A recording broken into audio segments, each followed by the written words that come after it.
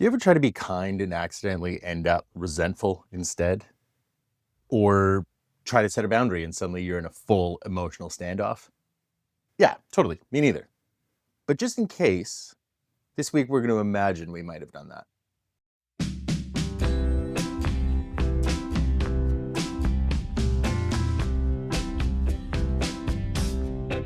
Welcome back to Friendless Sweet Peas. I'm your host, James Evermanko, and this is episode 8 of our DBT mini-season, Interpersonal Effectiveness Part 2. Now, last episode, we talked about Dear Man. That's the skill for when your primary goal is objective, right? You want a specific outcome. You want a yes or a no. You want something to happen. But not every conversation is about getting a yes. Sometimes your goal is to stay connected to someone, even when the conversation is uncomfortable. Maybe it's to maintain or repair that relationship, or to make sure that the other person feels heard and valued, even when you disagree. And sometimes your goal is self-respect, making sure you don't betray yourself just to kind of keep things smooth. It's about making sure that you can look at yourself afterwards and feel like you honored your own values and boundaries. Those are different goals, and so they require different skills. And that's what we're going to be covering today. We're looking at give and fast. More acronyms, I know. Give is for relational effectiveness. It's basically how to stay connected even during hard conversations. And fast is for self-respect effectiveness. It's how to protect your dignity without apologizing for simply existing. And the real skill, the thing that takes practice, is knowing which one matters most in any given moment, and then being willing to prioritize that. So let's start with one of the traps that many of us fall into. I want to start by talking about something that I have done for years without even realizing was necessarily a problem. It was this sort of people-pleasing into a deep resentment. And as I sit here now, it feels kind of cheesy to call myself like a recovered people pleaser because I still fall into the trap all the time. But as a self-aware people pleaser, and recognizing that cycle. And that alone is something that I don't know I would have been so readily able to admit, even just kind of a couple of years ago. But, here we are, right? But the thing about recognizing that cycle is that I still fall into that same cycle all the time, even after years of awareness and practice, even kind of knowing better. Just recently, I got kind of slammed with plans over a weekend, and I just kept saying yes to stuff. People were in town randomly. Others were asking to grab lunch, grab a coffee. There was events happening sooner than I expected, and all of it was happening right on the same weekend. And rather than risk disappointing anybody, I just kind of gave a blanket yes to everything. I figured, well, I'll just figure it out as I went. The problem was I was depleted before I even got going. So every new plan, every event, I was starting at zero. No reserves, no buffer, just running on fumes and hoping I could push through. And I could feel myself growing resentful and resistant, which made me first dread going and then exaggerate my desire to bail. I don't want to do this. Why did I say yes to this? I should just cancel. And that dread really, really building up in me. And then, of course, I would inevitably show up with this like bear with a sore paw energy, just like grumpy and tense and not really present. And now, in retrospect, I don't regret going to the events or seeing the people. In fact, I ended up having a really great time throughout, despite my best efforts. But that's not really the issue. What I regret is not monitoring myself and taking care of my needs at a pace that suited me. I wish I had said no to at least maybe one thing, or said yes, but asked if we could, reschedule maybe to a different day the following week, something like that. So I would have a little bit of breathing room. I wish I'd said aloud what someone else could do to help me. Hey, I'm stretched a little thin this weekend. Could we do this another time? Or I can only do this if it's really low key. I just don't have anything, I don't have energy for anything big. That would have been the honest, kind version. Not the blanket yes to everything and then showing up resentful. Not the performance, right? Just honesty. saying, I care about you, I want to see you, and I need to take care of myself so that I can actually show up for you. That's the balance. And I'm still learning it. And I think that this is the thing that a lot of us don't necessarily realize about people pleasing. It feels like a kindness. It feels like you're being a good person, a generous, gregarious person, a person who just cares about others. But it's not kindness. It's a performance. Kindness is honest. Kindness says, I care about you and I have limits. People pleasing says, I'll pretend I have no limits so that you'll like me.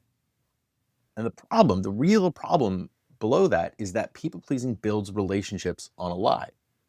The other person thinks you're fine. They think the thing you agreed to was genuinely okay with you. And so they keep asking. And you keep saying yes. And the resentment keeps building.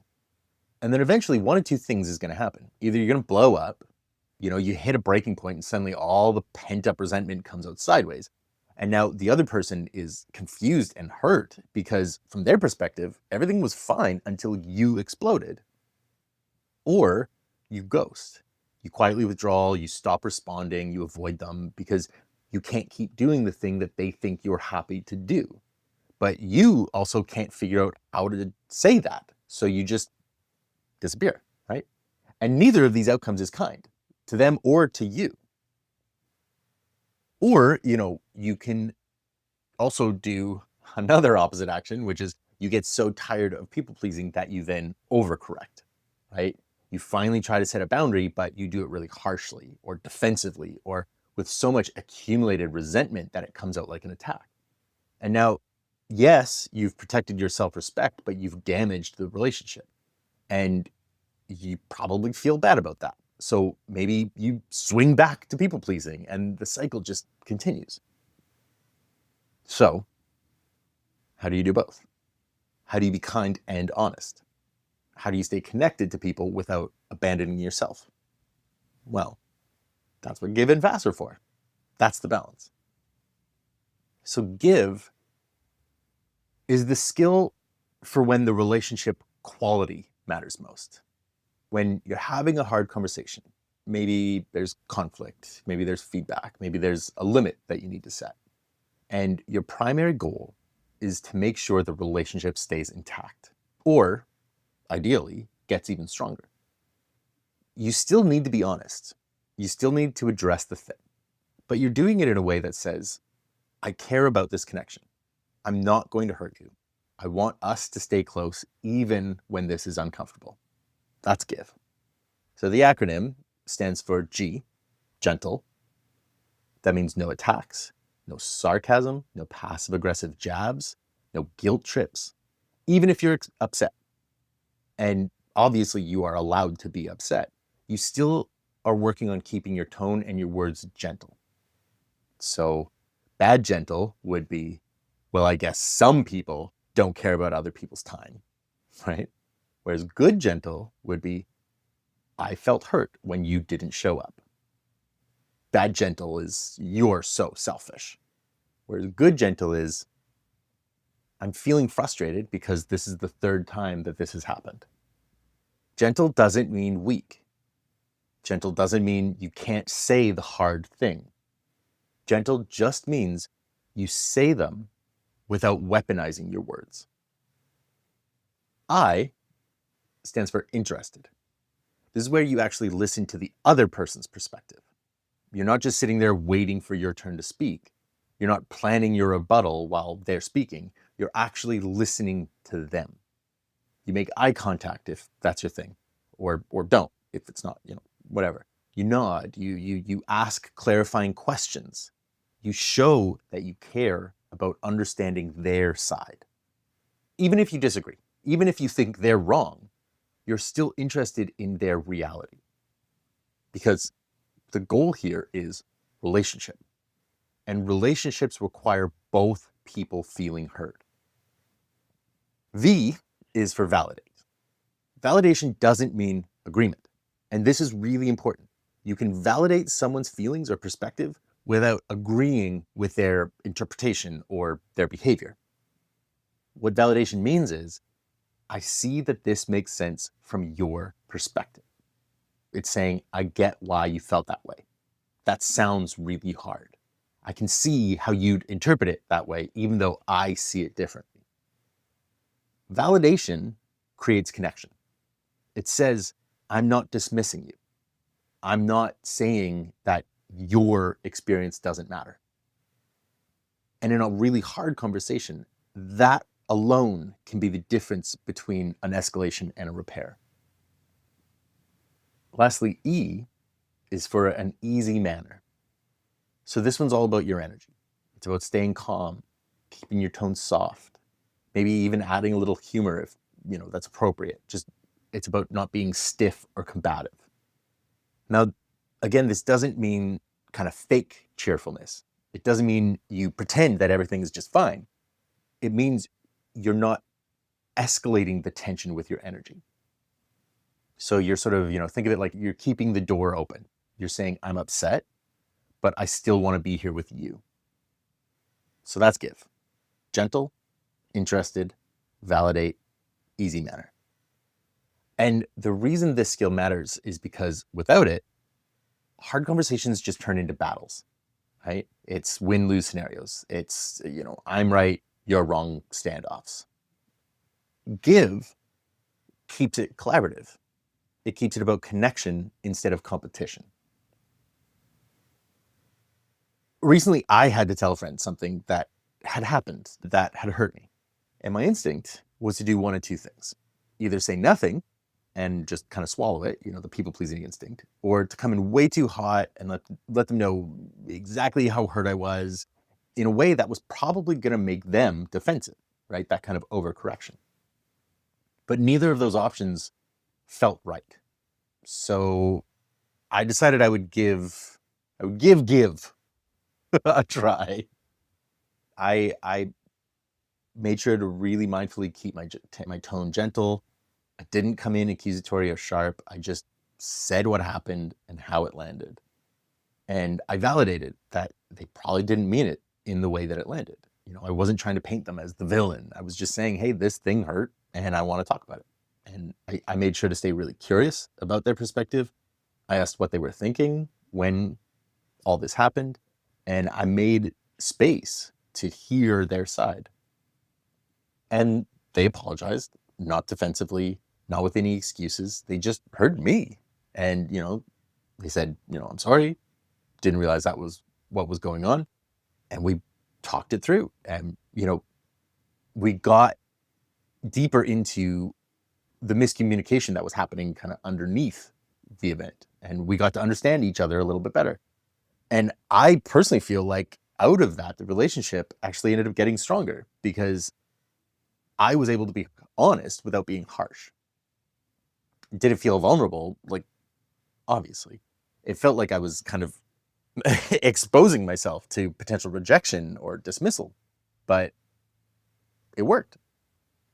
And I think it worked specifically because I used this give framework, because I stayed gentle, because I validated their perspective, even while I was expressing my hurt. The relationship stayed intact and got deeper because of it. Because now we both know that we can have these hard conversations and still come out the other side connected. On the other side, give doesn't mean being a doormat. It's not about prioritizing the other person's comfort over your own truth. You can be gentle and have boundaries. You can validate someone and disagree with them. You can be interested in their perspective and still prioritize your own needs. Give just means you do it without burning the relationship down. You stay connected, even when it's hard. Now, fast is a skill for self-respect. Fast is for when you need to make sure you don't abandon yourself just to keep things smooth. When protecting your dignity and your values is your priority. And to be honest, this one I think can be a lot harder for a lot of us, myself very much included in this, because we've been taught our entire lives that having needs is selfish, right? That setting boundaries is mean, that disappointing people is potentially the worst thing we could possibly do. And fast says your self-respect matters. Your values matter. And you get to honor those things, even if it makes someone else uncomfortable. So breaking fast down, F stands for fair. Be fair to yourself and to them. Don't be a martyr. Don't be a jerk. Find the middle. It's saying, I understand you need help. I also can't take this on right now. That's fair to both of us. You're not saying their needs don't matter. You're just saying yours matter too. On that note, with a slight caveat, that doesn't mean, don't take anything on ever. Fairness also entails helping if you can. I think that this is a slippery slope of, people who use I'm at capacity as an excuse to not do anything ever for anyone, right? But that's a little deeper. A, this is another one of those patented Marshall Linehan acronyms that are a real stretch. A stands for no apologies. And this one, as silly as it also is really hard. Shout out to all my fellow Canadians out there. This one can be really hard in terms of just sort of like natural speak, right? But it's about apologizing for actual harm. Apologize when you genuinely hurt someone or made a mistake. But don't apologize for existing. Don't apologize for having needs. Don't apologize for taking up space, right? So the bad apology is, I'm so sorry, but I can't. I'm sorry. I know it's inconvenient. Sorry, right? A good apology is, I can't take that on right now. You're not being rude. You're just not over apologizing for the fact that you have limits. S is for stick to your values. So your values matter more than their approval. This is the core of self-respect. If honesty is a value, be honest, even if it's uncomfortable. If rest is a value, protect your rest, even if people are disappointed. If integrity is a value, do not compromise it just to avoid conflict. You get to have values and you get to live by them. So know what your values are so that you can stick to them. And lastly, T is for truthful. Don't lie to avoid discomfort. Don't make up elaborate excuses. Don't exaggerate to get out of something. The truth can be kind. I don't have the energy. I don't want to. That doesn't work for me. Those are all complete sentences. You don't owe anyone a detailed justification for your no. So that's fast. Fair, no apologies, stick to values, truthful. And one of the big reasons why this skill matters is because fast sort of prevents the resentment spiral, right? It protects you from abandoning yourself. It makes sure that when you show up for other people, you're also showing up for yourself.